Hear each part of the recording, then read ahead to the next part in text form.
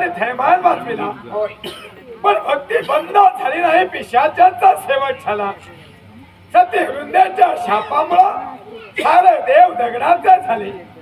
पण या विश्व कल्याणासाठी, विश्व रक्षणासाठी सत्यम शिवम सुंदरम ब्रह्मा विष्णुमय त्रय देवता एकत्रित झाले. दत्त स्वरूपाने दट्ट्या साडीरथ झालो.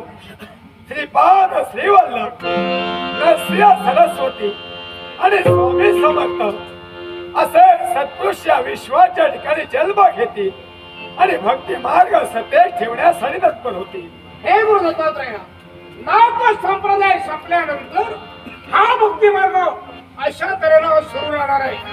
मग ठीक आहे, हे कलियुग आहे, युगाचा युगपुरुषा कली आहे. या कलीपासून जर वाचायचं असेल तर हे मानवा एकच करा.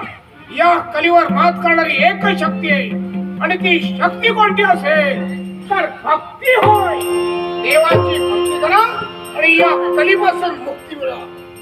ज्या ठिकाणी भक्ती आहे त्या ठिकाणी कली केव्हाही जाणार नाहीये आणि ज्या ठिकाणी भक्ती नाहीये त्या ठिकाणी कली गेल्याशिवाय राहणार नाहीये. कली गेल्यानंतर आपलं काम केल्याशिवाय राहणार नाही. ज्ञान वैराग्य भक्ती ज्या ठिकाणी मतांतर असते त्या ठिकाणी कलीला राहण्याचा अधिकार नाहीये.